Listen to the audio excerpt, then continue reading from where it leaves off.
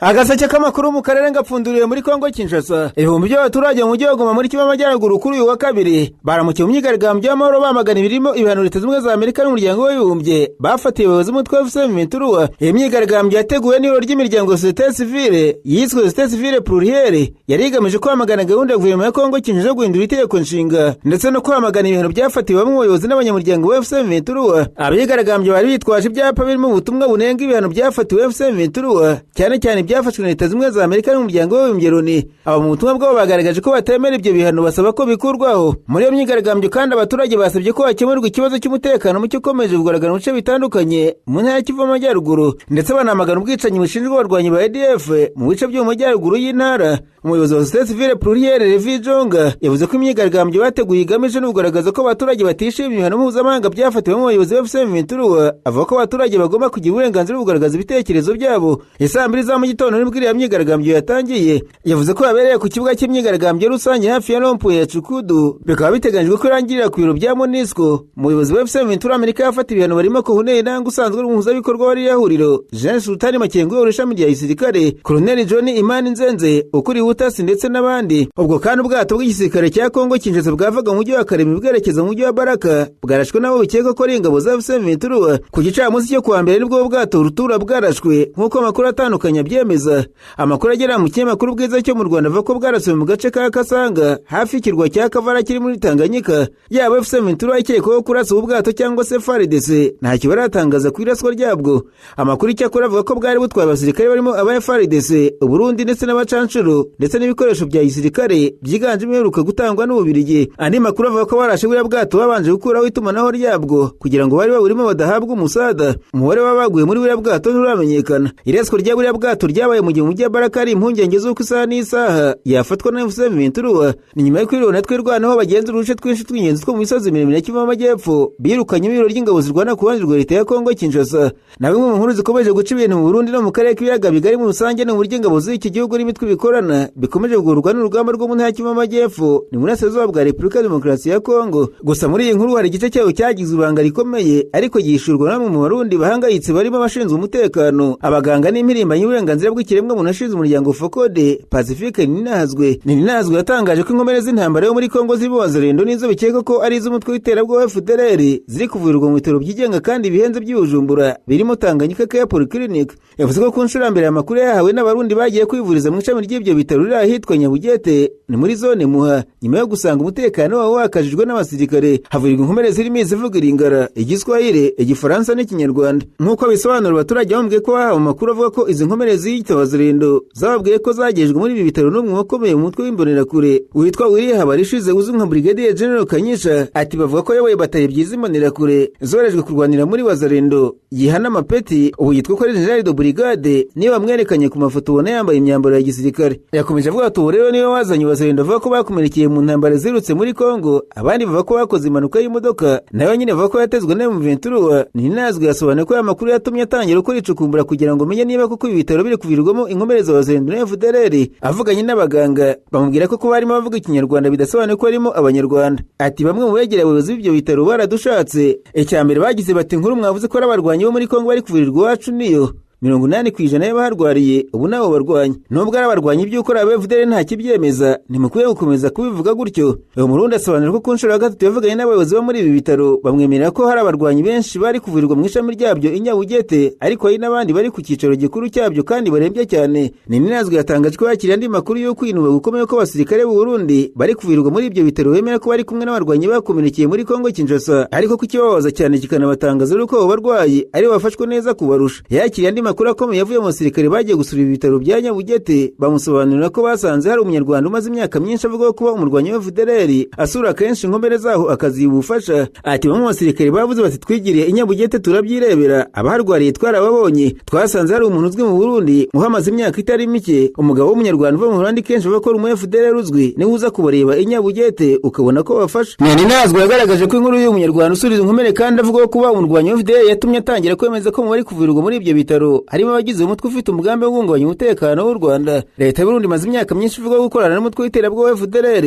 kimwe mu bimenyetso bikomeye biherutse kugaragara n'uburyo yakiriye abarwanyi babo mu bigo bya gisirikare ubwo bahungaga mu ntangiriro zo kuboza k'umwaka ushize. Nyuma y'ibirori rya FCM rifashe umujyi wa Uvira, intambara imaze imyaka 4 n'igice mu burasirazuba bwa Kongo Kinshasa ikomeje guhindura isura, aho ihuriro FCM na MRDV twirwanaho bikomeje kwagura ibindiro mu bice bitandukanye bya Kivu Amajyaruguru na Kivu Amajyepfo. Raporo ya Critical Threats ikusanya ikanasengura amakuru y'umutekano mu bihugu bitandukanye igaragaza ko kugeza ku itariki 20 Nyakanga uyu mwaka FCM yakomeje urugamba mu teritwari ya Masisi, Walikale no mu misozi minini ya Kivu Amajyepfo. Mu cyumweru gishize ryavuze ko ryatoje kandi ryinjiza mu ngabo z'abarwanyi bashya barenga 9,000 biyongera ku bandi barenga 30,000 yari isanganwe nk'uko byemejwe n'impuguke z'umuryango w'Abibumbye. Umugaba mukuru wa FCM General Major Sultani Makenga yamenyesheje abarwanyi batorezwaga mu kigo cya gisirikare cya Canzu mu Kivu Amajyaruguru ko bagenzi babo binjiye muri iri huriro mu mwaka ushize bagize uruhare rukomeye gufata ibice byo mu misozi miremire. General Makenga y'abarwanyi ubutumwa bwo kujya gufasha bagenzi babo kubohora n'ibindi bice kugira ngo bakure igihugu mu maboko y'ubutegetsi bwa Tshisekedi ashinja imiyoborere mibi. Hari tariki 20 Nyakanga General Makenga agira ati twitangire bene wacu, twitangire igihugu cyacu, twitangire umuryango, nimukora ibyo bizabeshishe kuko muzamubohora igihugu cyanyu, mubohora abavandimwe banyu, mubohora abanyekongo muri rusange. Mu cyumweru gishize ihuriro ry'ingabo za leta ya Kongo ryagabye ibitero bigamije kwisubiza ibice byo mu misozi miremire ya Kivu Amajyepfo birimo Minembwe na Puwenzero, ariko risubizwa muri MRDP twirwanaho ikorana na FCM.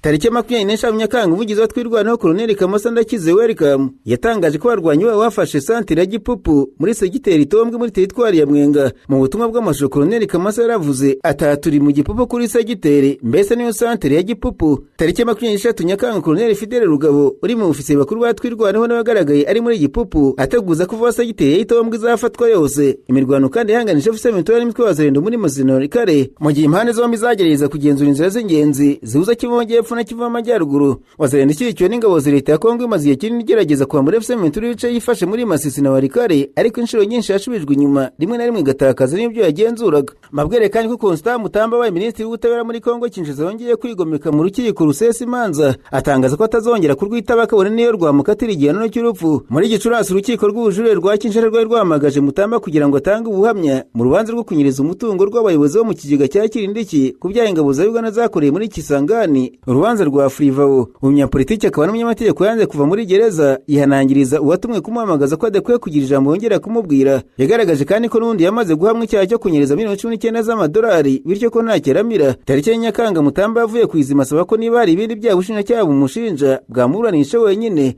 Muri iyi nyandiko yagaragaje ko byari gukorerwa ari itotezwa rya politiki riherekejwe n'ibinyoma agomba guhangana naryo. Ubushinjacyaha bwahise bufungura dosiye ya Mutamba wenyine bumushinja kunyereza amafaranga $14,000 iri mu kigega Frivao ayashyira mu kigo cy'ubucuruzi mu buryo bunyuranyije n'amategeko. Mutamba wari wambaye ikanzu y'umweru afite umusatsi mwinshi nk'uko bisanzwe igejwe mu rukiko rusesa imanza Kinshasa tariki ya 13 Nyakanga ari mu mbangukiragutabara. Uwo munsi abamwunganira basabye urukiko gusubika urubanza rwe kugira ngo babone umwanya uhagije wo gusuzuma ikirego cye. Urukiko rwarabyemeye rwemera urubanza tariki 27 Nyakanga. Mutamba yasubiye mu rukiko yitotomba cyane ndetse afite uburakari bwinshi agaragaza ko urukiko ruri kubogamira cyane ku bushinjacyaha kandi ku rubanza rwe rwa mbere rwaciwe mu mwaka ushize rurimo akarengane gakomeye. Uyu munyapolitiki yafashe icyemezo cyo gusohoka mu rukiko kuva ko ibyaha ashinjwa bidafite ishingiro na rito, kuko ngo byahimbwe n'agatsiko k'abantu bamurwanya kari gusenya igihugu, gakenesha abaturage kandi kadashaka ukuri k'ubutabera. Yavuze ko bw'ikipe ya Kongo yakatije agitike yo gukina igikombe cy'isi Perezida Tshisekedi yatekerezaga kumufunguza nk'umwere kuko ngo abaturage bari babisabye, ariko ko bamurwanya batigeze babishaka bakomeza kumufunga. Ati bafashe icyemezo cyo kuzura dosiye yari yarafunzwe ya Frivao, dosiye mpimbano. Bateguye ko Mutamba yava ku gitanda mu bitaro kugira ngo atange ubuhamya. Uwo mugambi wapfaga bukanya mu buryo butangaje bw'ubupfumu. Batangiye kunshinja bamfungura dosiye mu rukiko rusesa imanza. Mutamba yavuze ko minisitiri cyangwa se guverineri ntaribo itegeko nshinga risaba kuburanira mu rukiko rusesa imanza, akabona ko kubera ko atakiri umuyobozi muri Kongo rudakwiye kumuburanisha.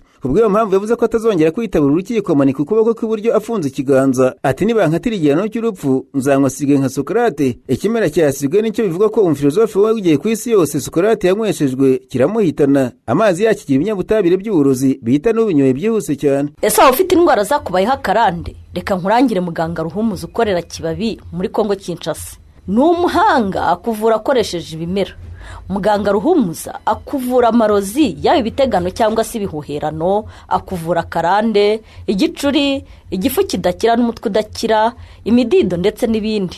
Umwihariko wa muganga Ruhumuza arakuvura ugakira neza kandi avura akoresheje ibimera. Mwamusanga mu mujyi wa Kibabi hirya hangaha i Masisi cyangwa se mu mujyi wa Rubaya. Waba unamukeneye ukamwandikira cyangwa ukamuhamagara ukoresheje WhatsApp.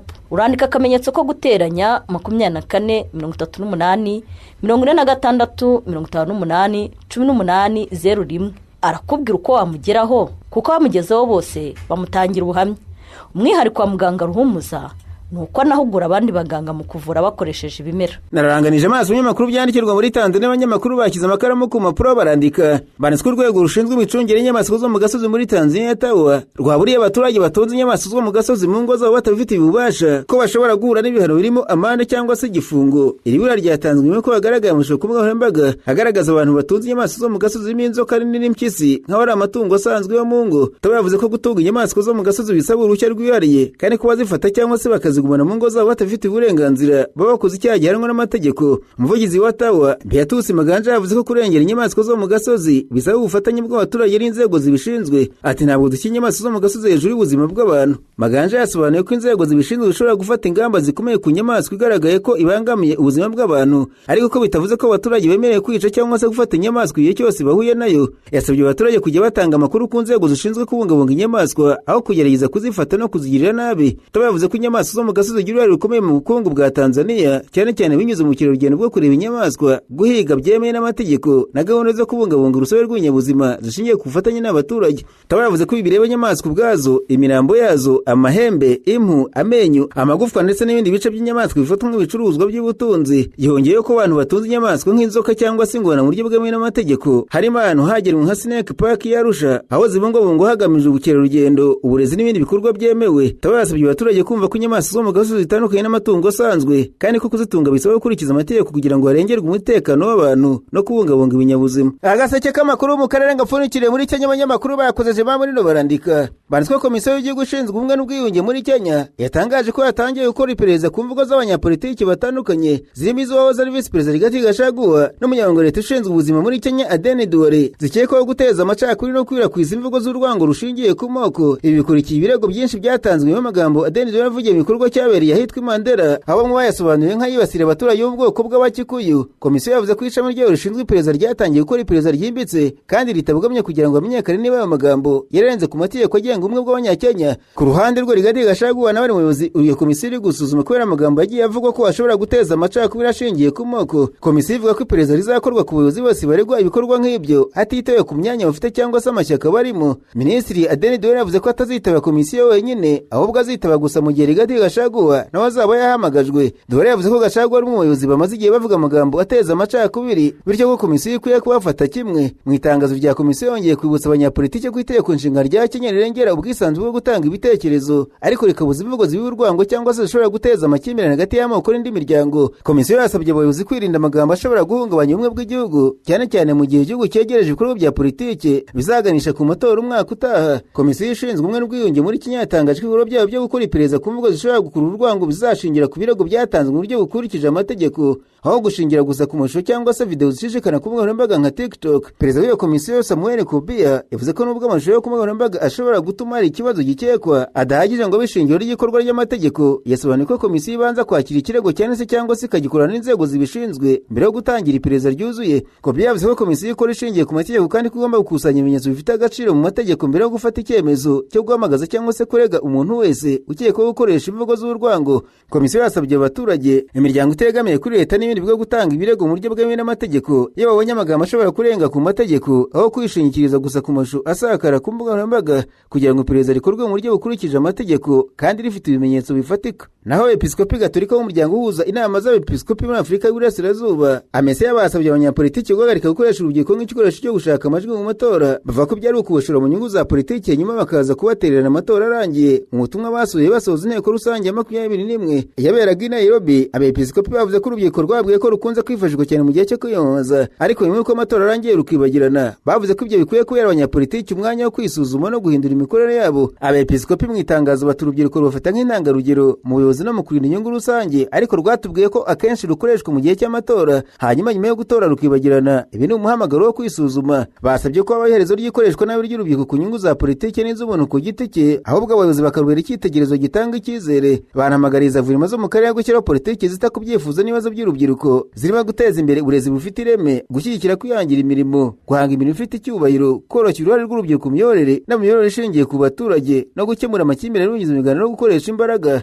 Abepiskopi kandi basabye Kiliziya Gatolika, amadini n'amatorero, ibigo byigenga n'abafatanyabikorwa mu iterambere kurushaho gushyigikira urubyiruko mu rwego rw'ubujyanama, uburezi, ikoranabuhanga n'iterambere rusange. Mu butumwa bwabo bwa nyuma bageneye urubyiruko bavuze ko rutagomba gufatwa nk'abayobozi b'ejo hazaza gusa, ahubwo ko bafite uruhare rukomeye muri iki gihe. Barusaba gukomeza kuba urugero rwiza mu mvugo, mu myitwarire, mu rukundo, mu kwizera no mu nyangamugayo. Ariko kandi Perezida wa Kenya William Ruto ari guhangana n'igitutu gishya cya politike n'ubukungu nyuma y'uko igihugu gitangiye kugira ikibazo cy'ibura ry'ibikomoka kuri peteroli n'izamuka rikabije ry'ibiciro byabyo. Ibibaye mu gihe ubukungu bwari busanzwe buhanganye n'izamuka ry'ibiciro n'ikiguzi cy'imibereho, nubwo leta ivuga ko ikibazo giterwa n'ihungabana ry'isoko mpuzamahanga ry'ibikomoka kuri peteroli ryatewe n'intambara n'ubusizi bwo hagati. Abarwanya ubutegetsi bavuga ko hari intege nkeya mu igenamigambi no mu micungire y'urwego rw'ingufu. Ibura rya peteroli ryatumye imodoka nyinshi zitwara abagenzi zitangira kubura lisansi n'amazutu, ibiciro by'ingendo birazamuka, ibiciro byo gutwara ibicuruzwa biriyongera, ubucuruzi n'inganda bitangira guhura n'igihombo kubera izamuka ry'igiciro cy'ingufu. Leta ya Ruto yatangaje ko ikorana n'abatumiza peteroli n'abafatanyabikorwa batandukanye kugira ngo ibikomoka kuri peteroli bikomeze kuboneka ku isoko, ndetse ikomeza gukoresha ingamba zirimo ikigega kigabanya ihindagurika ry'ibiciro no koroshya imisoro imwe n'imwe kugira ngo igabanye ingaruka ku baturage. Ariko impuguke mu bukungu zibura ko niba ikibazo gikomeje gishobora kurushaho kuzamura izamuka ry'ibiciro, kugabanya umusaruro w'inganda no kudindiza ubukungu bwa Kenya. Ibyo bishobora no kongera umwuka mubi wa politike mu gihugu kirimo kwitegura ibikorwa bya politike biganisha ku matora umwaka utaha. Ubwo ariko Minisitiri w'Ububanyi n'Amahanga akaba na Minisitiri ushinzwe ibikorwa bya leta muri Kenya, Musalia Mudavadi, yavuze ko guverinoma y'u Rwanda yemeje amasezerano n'u Rwanda yo kohereza toni zisaga 40,000 z'ibikomoka kuri peteroli zitumizwa mu mahanga binyuze ku cyambu cya Mombasa n'ibikorwa remezo bya Kenya. Mu kiganiro yagiranye na Minisitiri w'Ububanyi n'Amahanga n'umutwererane w'u Rwanda Olivier Jean Patrick Nduhungirehe, Mudavadi yashimangiye umubano ukomeye kandi urambye hagati ya Kenya n'u Rwanda. Mudavadi ati inama y'Abaminisitiri ya Kenya yemeye urujya n'uruza rwa toni 40,000 zijya mu Rwanda binyuze mu cyambu cyacu cya Mombasa, twiyemeje kubungabunga umubano w'abacuruzi n'abaturanyi bacu. Minisitiri w'Ububanyi n'Amahanga n'umutwererane w'u Rwanda Olivier Nduhungirehe yavuze ko aya masezerano azatuma itumizwa ry'ibikomoka kuri peteroli mu Rwanda rikomeza gushyirwa mu bikorwa. Ati ni ukuvuga ko mu kwezi kumwe tuzaba dukoresha litiro zigera kuri 52 zijya kungana n'izo dusanzwe dukoresha mu kwezi. Izadufasha neza. U Rwanda ni igihugu kidakora ku nyanja. Mu masezerano rwagiranye na Kenya harimo ko izajya inyuza ibikomoka kuri peteroli bitumizwa ku cyambu cya Mombasa no mu nzira zo mu mazi za Kenya. Minisitiri Mudavadi yavuze ko kuba inama y'Abaminisitiri yemeje koroshya ingendo z'ibikomoka kuri peteroli zinyura muri Kenya mu rwego rwo gushyigikira ubukungu bw'u Rwanda ari ikimenyetso cy'ubushake bwabo